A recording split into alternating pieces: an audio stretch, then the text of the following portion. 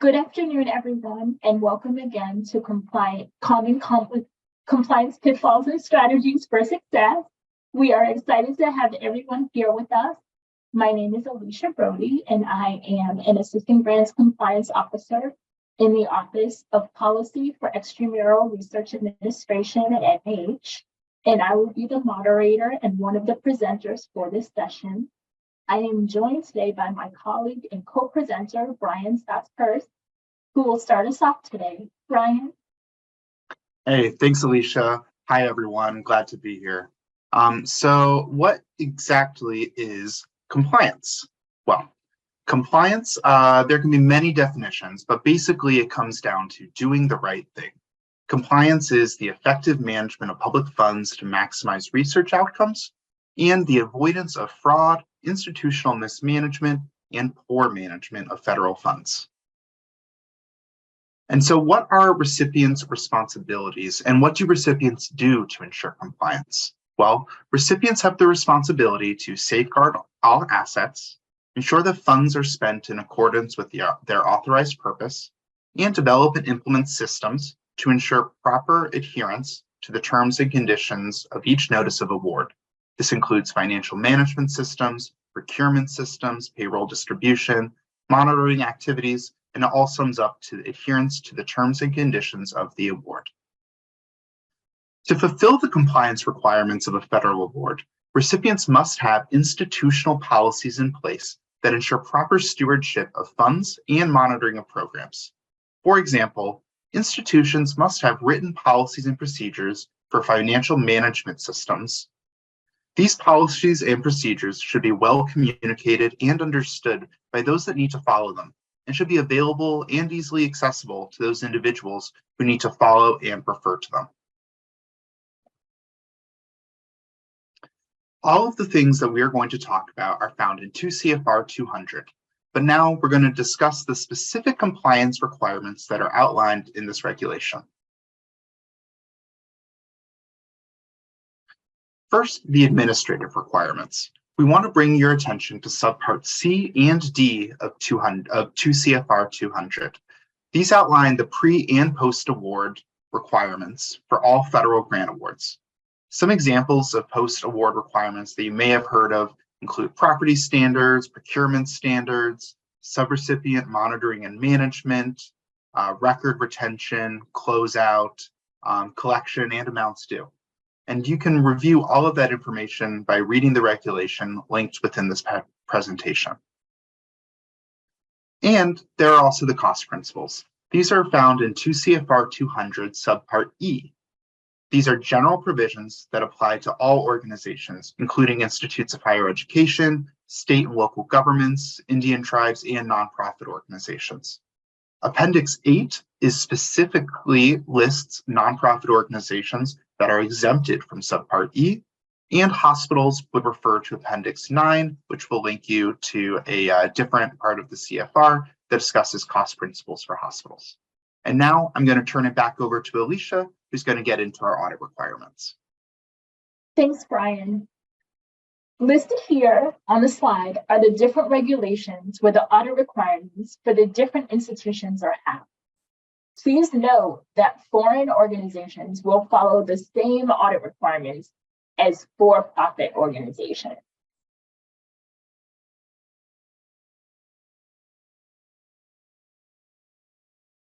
Oops, I went too far. Sorry about that. In a nutshell, NIH grant recipients that expend $750,000 or more within a year in federal awards are subject to audit requirements. And more information can be found in 2 CFR 200 501, as also specified as in the NIH GPS 8.4.3. Audits are due within the earlier of 30 days after receipt of the auditor's reports or 9 months after the end of the recipient's audit period. Recipients that are delinquent in submitting audit risk, the imposition of sanctions, and potential loss of federal funds. With prior approval, covered organizations receiving funding under one program may elect a program-specific audit for that program. subject to the provisions of 2 CFR 200-507.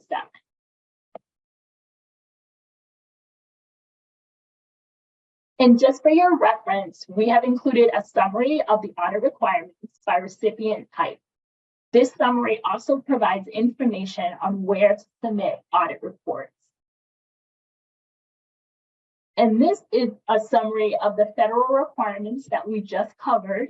This table is also organized by recipient type and nicely summarizes the location of the appropriate administrative requirements, cost principles, and audit requirements. And finally, here we have provided some references to documents that could be of great use to you when managing an NIH award. First, we have the NIH Grants Policy Statement, otherwise known as the NIH GPS, which serves as the standard terms and conditions of all NIH awards. Next, you have the Notice of Award, or NOA. This document includes general and specific terms and conditions applicable to the NIH award that recipients must comply with. And lastly, we have the NIH Guide to Grants and Contracts. The NIH publishes new policy requirements in this guide, typically on an annual basis around this time of year. In fact, NIH revises the NIH GPS to incorporate the policy changes from these guide notices that were issued throughout the year. If you do not already subscribe to this publication, we encourage you to do so to keep abreast of the latest policy requirements. And also there is a hyperlink to 2 CFR Part 200. And now I'm going to turn it back over to Brian to start our discussion on compliance pitfalls. Great, thanks, Alicia. So what are some of the common compliance pitfalls? Well, they include excessive cost transfers, allowable cost issues, administrative and clerical costs, as well as suspension and debarment. So cost transfers. With cost transfers, recipients must maintain documentation of their cost transfer, and they need to make them available for audit or other review as necessary. Cost transfers should be supported by an adequate explanation, justification, and be certified by a responsible organizational official.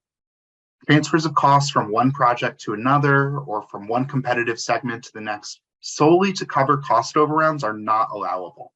And all charges to grants must be reasonable, allowable, allocable, and be consistently applied. They also must conform with limitations and exclusions as contained in the terms and conditions of award, including those in the cost principles. So we are going to go ahead and get into our first case study. So case study 1 is a university employee transfers expenses from one account to another and annotates the cost transfer, quote, to correct an accounting error. The internal audit department takes an exception. Why is that? Is it because, well, there's a pop-up on your screen so everyone can go ahead and respond. There are 4 choices. The first choice is because it's been too long since the error occurred, because there's no justification for the error, because the transfer did not certify to the correctness of the new charge by a responsible organizational official, or number 4, all of the above. So we'll give everyone a moment to get the responses in, and then they will close the poll for us.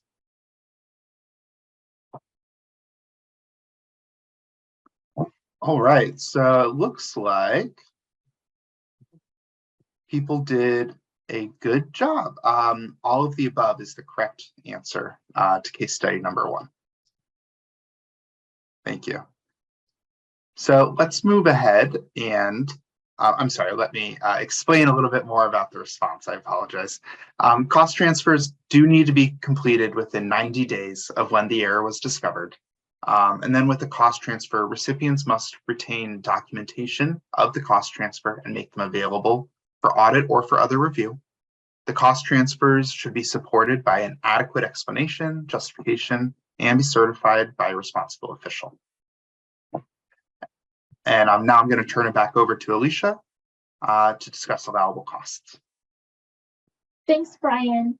So the question is, are office supplies allowable? Materials and supplies are normally considered as an indirect cost. but they may be charged as a direct cost if they can be directly allocated to a specific federal award. Computing devices may be charged as a direct cost if essential and allocable, but not solely dedicated to the performance of the federal award. Entertainment costs are generally unallowable except if within scope of the approved research project. And meals costs are unallowable on grants where the primary purpose of the grant is to support a conference or a meeting.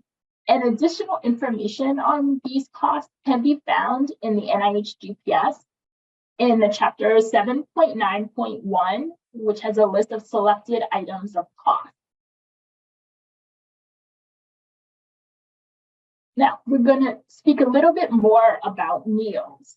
So meals are allowable when they are provided to subjects or patients under study, provided that they do not duplicate a participant's per diem or subsistence allowance. Specifically approved as part of the project activity in the NOA are an integral and necessary part of a meeting or conference, such as a working lunch where business is transacted to disseminate technical information. And they must meet the test of reasonableness. So basically no filet mignon. And they are consistent with the terms of the award. Now it is time for our second case study. So you are asked by a PI to stop at an office supply store on your way to work and pick up a few items, pens, envelopes, and paper clips. The PI also asks you to get some donuts for a lab meeting that morning. When you arrive at work, the PI tells you that all of the items should be charged to the grants. Your departmental administrator tells you that these purchases must come from departmental funds. Why? And so the poll should be popping up. So please take a few moments.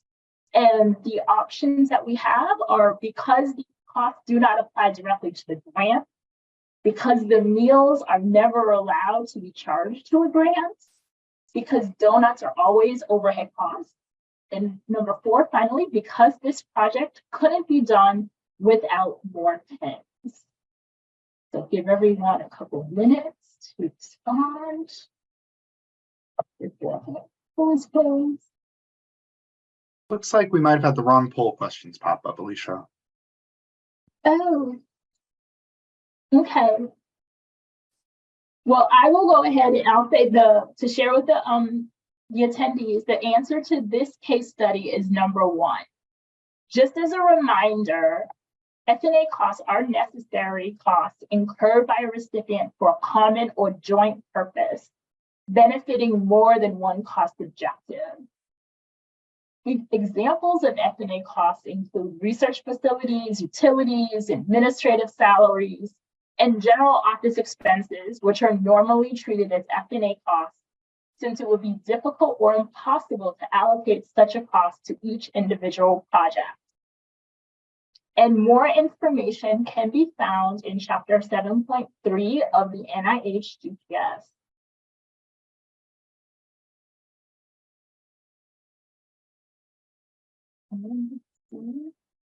So now we're going to take a look at administrative and clerical costs. So generally, these costs are charged as indirect or F&A. NIH policy does allow for these costs to be charged as direct costs if all of the following conditions are met. The administrative or clerical services are integral to a project or activity. Individuals involved can be specifically identified with a project or activity. And such costs are explicitly included in the budget. And the costs are not also covered as indirect costs. And such charges must often meet the criteria for allowable costs as described in the GPS in section 7.2. Ready? Okay, so just a bit more about administrative and clerical costs before we get to our next case study. Prior approval is generally not required when rebudgeting direct charge, administrative, and clerical costs, as long as the conditions in NIH GPS section 8.1.1.5 are met. However, prior approval is needed when requesting additional funds for the position or the incurrence of the cost constitutes a change in scope. For modular grants, direct charging of these costs will require that the person's name, percent effort, and role be included in the personnel justification. And this justification will also need to address how the cost satisfies the 4 conditions laid out in the NIH GPS chapter. So now it is time for our third case study. Dr. Admins from the University of Education submits a research grant application that seeks salaries of administrative and clerical staff as direct costs. Are these costs appropriate? And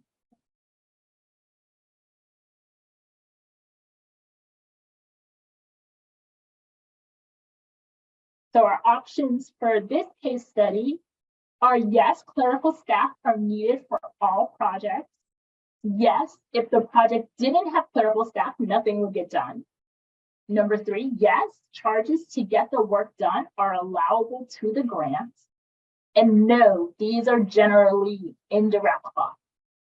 So please just take a moment to complete the poll. Oh, wow, overwhelming. 80% chose number 4, which is correct. No, these are generally indirect costs. Salaries of administrative and clerical staff are normally treated as F&A. However, direct charging may be appropriate only if all of the 4 conditions are met. The integral part of the project can be identified with a project or activity and included in a budget or have written prior approval if applicable, and they're not covered by indirect F&A. Now I will pass it on to Brian to talk about debarment and suspension. Great, thanks, Alicia. So suspension and debarment. Well, suspension and debarment are exclusion actions that are taken to ensure the federal government is only doing business with entities that are presently responsible to handle federal funds, which means that the use of these tools is based on an assessment of an entity's current and prospective capabilities, not their past misconduct. So what is the difference between debarment and suspension? Well, debarment is a final exclusion decision for a specified period of time, generally as a result of a conviction, which is generally financial related crimes such as embezzlement, or a finding of fact, and results in the imposition of a set period of time decided on a case-by-case basis. A suspension differs from debarment in the purpose and duration of exclusion. Suspension is a temporary action. It's immediately effective to protect the public interest and pending the completion of an investigation or legal proceedings. There are 2 sections that are implemented as a term and condition of every NIH grant award related to suspension and debarment. And these are the HHS regulation at 2 CFR Part 376, as well as the OMB regulation at 2 CFR Part 180. And both of these are important for answering questions about suspension and debarment. So when it is discovered that a debarred individual has involvement on one of your awards, you should immediately report that situation to your Office of Compliance if you have one, or to your Office of Sponsored Research. You should also notify each involved NIH funding component, your institute or center, and any organization or individual that has been suspended, debarred, or voluntarily excluded from eligibility cannot receive NIH grants or be paid from NIH grant funds, whether at the primary level or at a lower tier transaction, including subawards, during their period of suspension, debarment, or exclusion. and any charges made to NIH grants for such individuals, for example, their salaries, those costs are unallowable and they must be returned to NIH. So as a recipient, what are your responsibilities? Well, prior to the drawdown of funds for each grant awards, recipients are required to report to their funding IC if any of its principals are presently excluded or disqualified, have been convicted within the preceding 3 years of any of the offenses listed at 2 CFR 180.800A, or had a civil judgment for one of those offenses within that time period, are presently indicted for or otherwise criminally or civilly charged by a governmental entity at the federal, state, or local level with commission of any of the crimes, any of the offenses listed in 2 CFR 180.800A, or have had one or more public transactions terminated within the preceding 3 years for cause or default. So now let's move ahead and take a look at our final case study. Case study 4. You recently learned that a postdoc working on an NIH grant had not disclosed that she was debarred for defaulting on her student loan. Unfortunately, you determined that this situation has gone unreported for a period of 3 years, and during that time, her salary has been paid by NIH grant funds. Now what? Well, 4 options. 1, do not allow her salary to be charged to the NIH award going forward. 2, make sure all funds for that individual are paid with university and not federal funds. 3, immediately report the situation to your Office of Sponsored Research and tell your NIH ICs. Or 4, tell the individual that they owe the NIH money.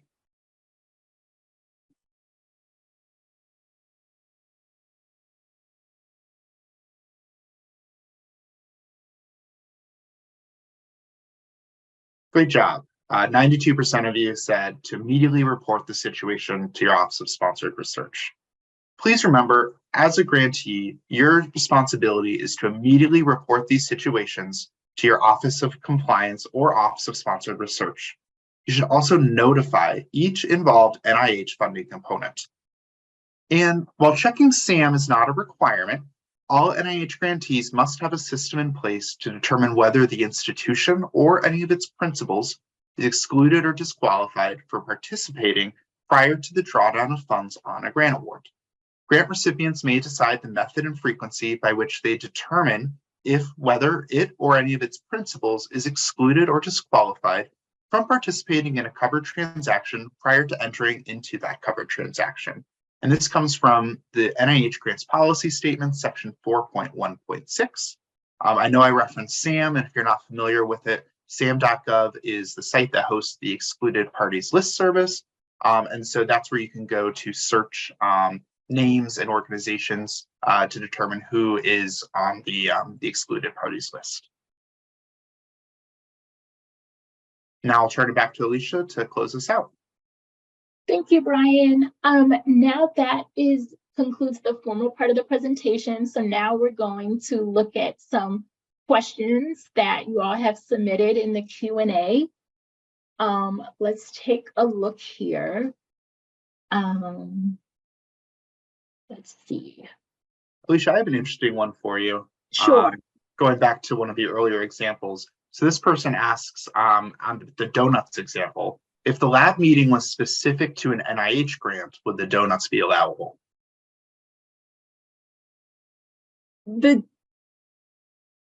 I guess the donuts would only be allowable if they were necessary, like an integral part of the meeting or a conference, and that the business is being done during that meeting. And I would, with meals, definitely want to make sure that they're approved as part of the project activity and that they align with the terms of the award. Thanks. Mm-hmm. Let's see. I have one here where I understand that cost transfers need to be documented. Can you provide a template for this documentation that is acceptable to the NIH? Well, there is no template for documenting cost transfers. Documentation must be consistent with the requirements of the NIH GPS, and that information can be found in chapter 7.5, I believe, cost transfers, overruns, and accelerated and delayed expenditures. Transfers must be supported by the documentation that fully explains the error that occurred and a certification of the correctness of the new charge by one of the responsible organizational officials of the recipient or the consortium participant. And this documentation may also include that this error will be prevented from reoccurring or any other requirements your institution may have. So that's just a question about cost transfers. So let's take another one here.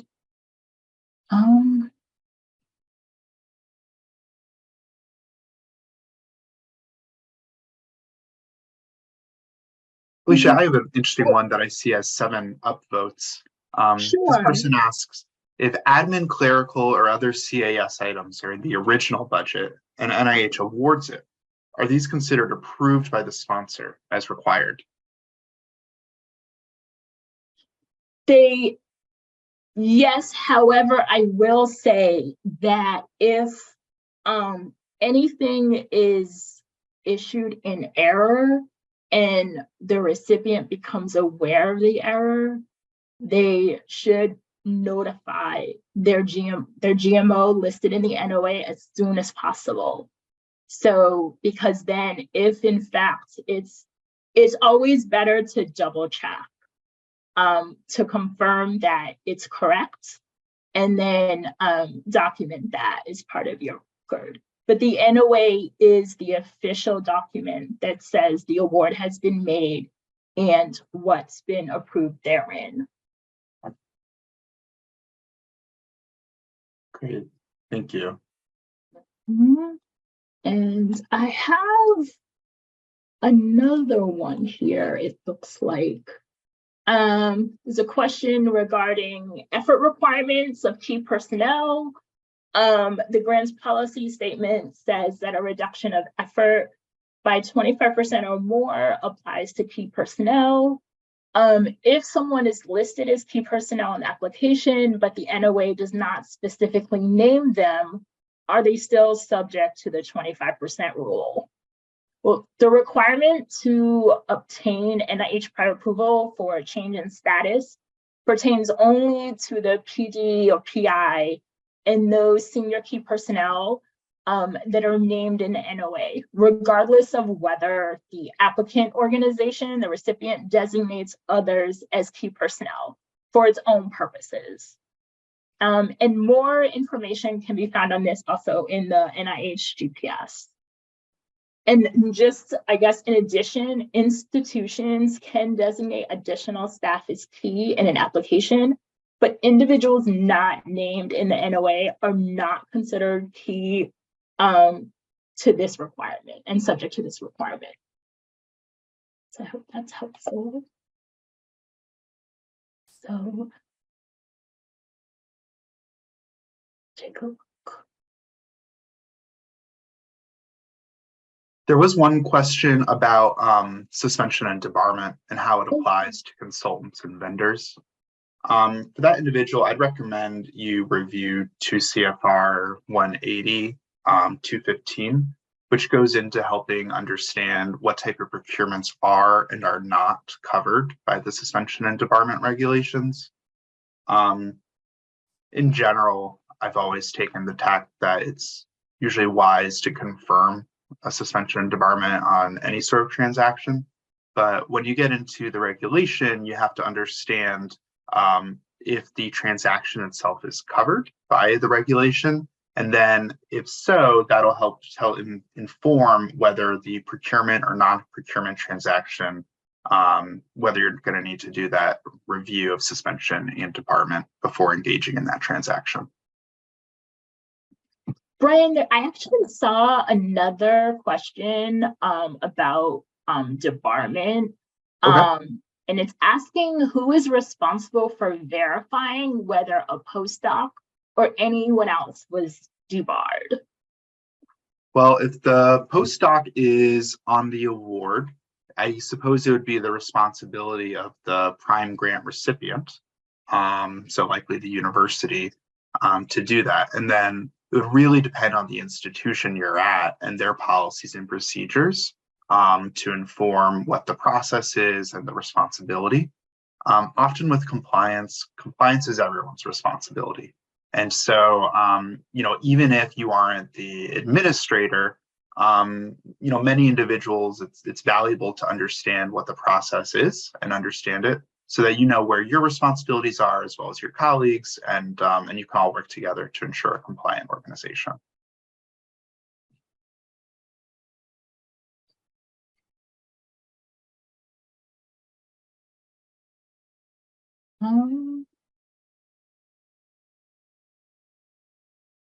We're like scrolling through just a bit. Oh, here's one. What is the best action to take if you note that a subaward PI has misrepresented their title or assets, such as lab space and equipment? I would definitely encourage you to, well, this is for a sub. So I would definitely, I don't know if the person who submitted this is a researcher or in sponsored programs, but if you, if this is from a researcher, I would definitely notify your sponsored programs office right away.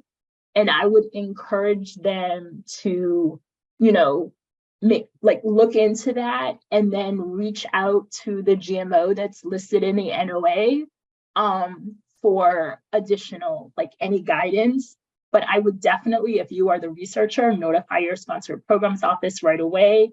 And more than hopefully there are institution policies in place on how to move forward. Yeah, providing untrue facts in order to receive government funding is generally discouraged. It can lead to consequences. So I would echo Alicia's comment that you should definitely reach out to your administrating folks. Subawards are interesting because it's the prime recipient that has direct responsibility over the expenditure of funds on the subaward. And so, if you were that institution, that could indicate some risk factors that need to be addressed internally to determine what your verification process is as you move forward and how you make subawards. But that would be a pretty serious situation. I have another Q&A question that popped up about time and effort reporting. This person says that the subrecipient does not have time and effort reporting, but they have another system that is in conformance with the 2 CFR 200 requirements. But the pass-through entity is requiring the subrecipient to provide time and effort reporting as part of the subaward agreement. And they want to know whether the subrecipient needs to come up with a time and effort reporting system or if the subrecipient should push back. I think that's kind of complicated. The time and effort rules are important because there needs to be supporting documentation for any sort of cost that comes on a grant. But for a prime award, for a subaward, it's the prime awardee that's responsible. And so they may have reasons for why they're doing things. So in terms of negotiating between a sub and a prime, I think that would just need to be a negotiation to determine what the law says and what the prime plans to impose and require as part of their award. Thanks, Brian. I have another question here about salary increases that has, 10 upvotes. So the attendee is asking, are salary increases allowed? either COLA or promotion. Asked at other sessions. Okay. Well, I'll say this. So when it comes to salaries requested, so if someone on a awarded grant is promoted during the budget period or the project period, then if the recipient wants to, they would have to re-budget, but they would have to do so that it doesn't negatively impact the aims of the award. Their additional funds won't be provided once an award is made, generally speaking.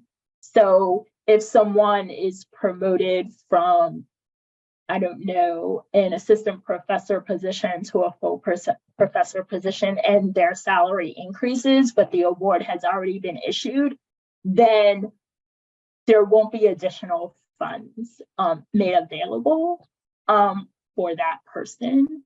However, if the institution wants to supplement that person's salary, as long as the one thing I will say about the salary is that you want to make sure that you're treating the person on the NIH grant in line with how you would treat people who are supported by other sources. So you want to make sure that however you apply that is consistent.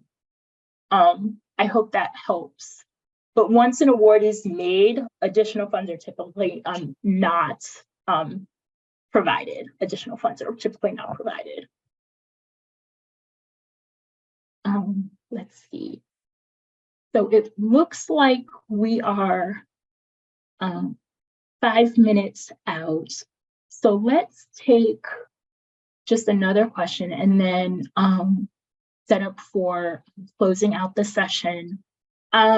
Is prior approval required for rebudgeting? For example, when reducing the amount budgeted for salary and increasing the amount for equipment? This is a good one. So in the GPS, in the section regarding prior approval requirements, it speaks to that there's no prior approval requirement for rebudgeting unless the rebudgeting of funds results in a change of scope. And that's key. Then NIH prior approval is required. A change in scope is a change in the direction, aims, objectives, purposes, type of research training identified in the approved project. The recipient must make the initial determination of the significance of a change and should consult with the grants management officer that's listed in the NOA as necessary. And so in addition, specific terms of award included in the NOA may require prior approval for actions that would modify the approved budget. So another very good reason to make sure that all parties are reading the NOA, especially section 4, and consult with your GMO on these specific circumstances. So that is all time we have for Q&A. I'm going to turn it back over to Erin to close out our session.